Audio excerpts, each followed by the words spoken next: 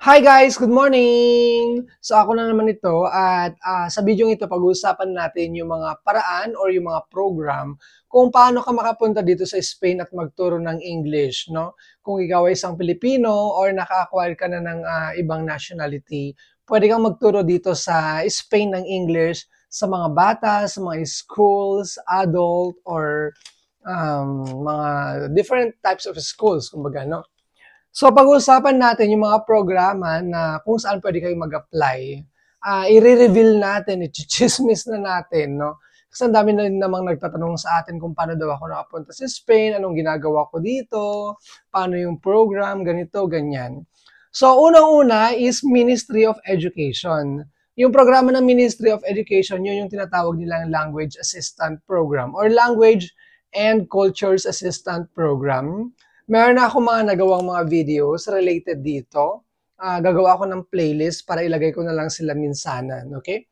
So, itong program na to, mag-apply ka sa Pilipinas through the Embassy of Spain in the Philippines, kung saan magtuturo ka dito sa Spain ng English or tutulungan mo yung mga teachers dito at magtuturo ka sa mga public schools. Yun yung sa Ministry of Education.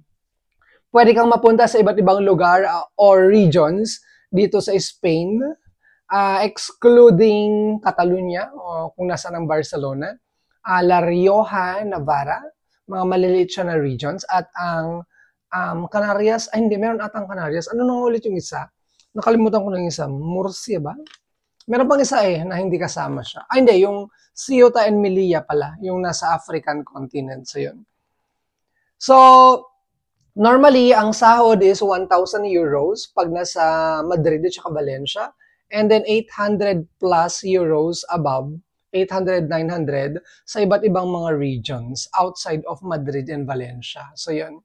So, ang language assistant, para kang assistant or parang practice teacher yung dating niya. Hindi mo kailangang maging education graduate or even if you don't have experience in teaching sa Philippines. Ayun. Kasi ako, hindi naman ako graduate ng education. Tsaka wala din lang naman akong teaching experience. Ayun. So, yun yung Ministry of Education.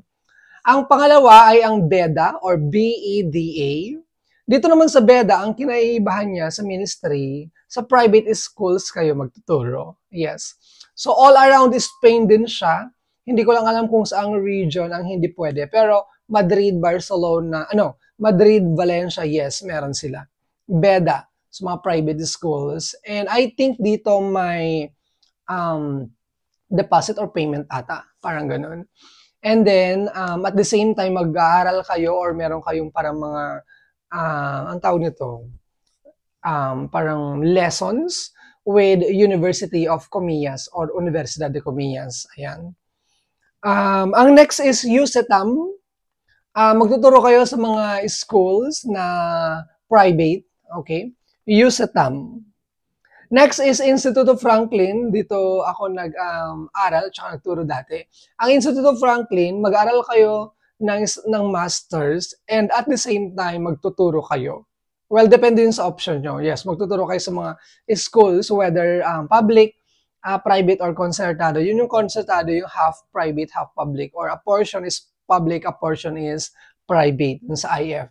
Meron silang 8 na masters to choose from. And then, meron silang options A, B, C. Yung option A, mapupunta ka sa mga private and concertado schools. B is sa public.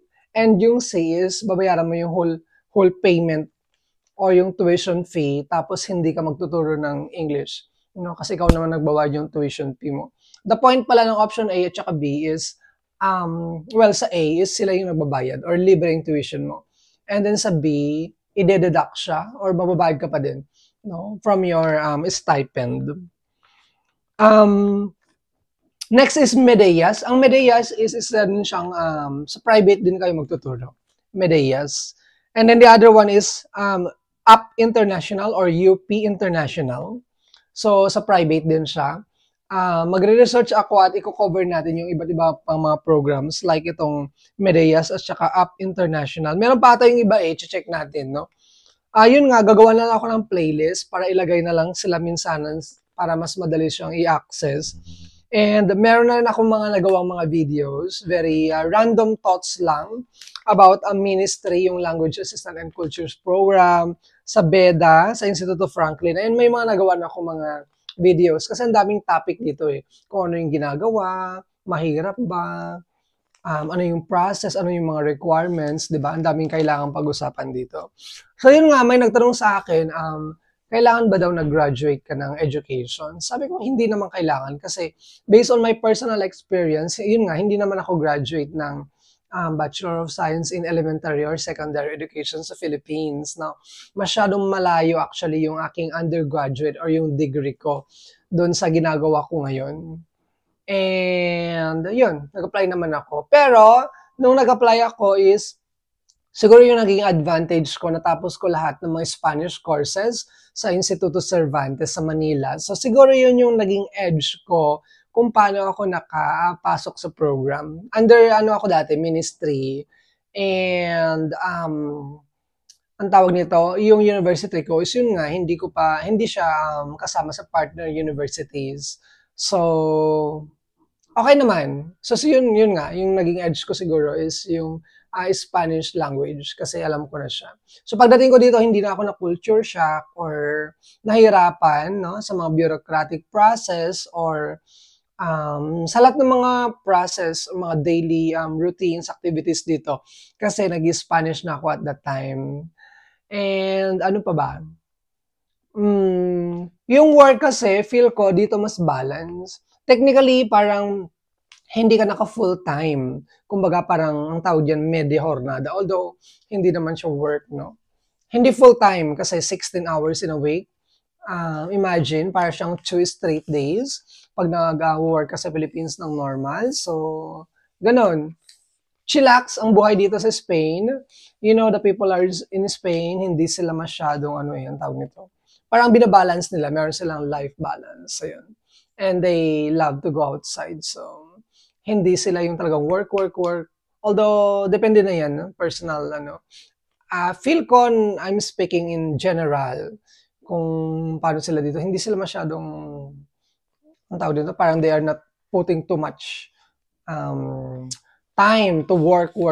Kasi kailangan din namang mag-relax and find some leisure time and do some leisure activities, ganon. Ano pa ba? Worth it ba? Sa tingin ko worth it naman.